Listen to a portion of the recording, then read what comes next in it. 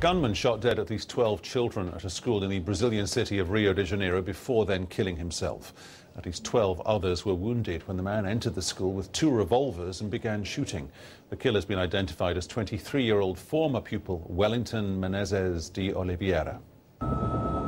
People in Rio are no strangers to crime and violence, but no one was expecting anything quite like this here.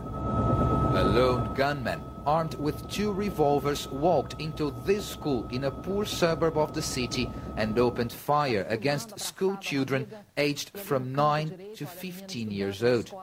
Relatives couldn't believe what was happening.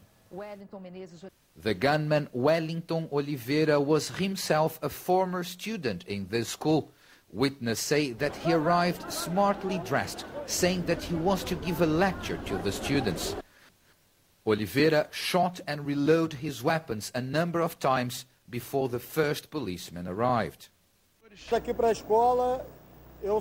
When I arrived at the school, I heard the shooting. The gunman saw me and aimed a gun at me. I shot him in the legs. He then fell down the stairs and shot himself in the head.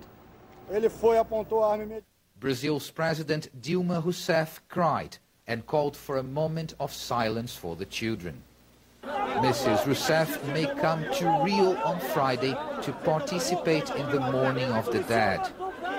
This is the kind of tragedy that Brazilians had only seen in other countries before on their television screens. This is the first time an event like this happens in a school here. Investigators are examining a letter left by the gunman to try and find clues as to what made him do this. But the picture remains very unclear.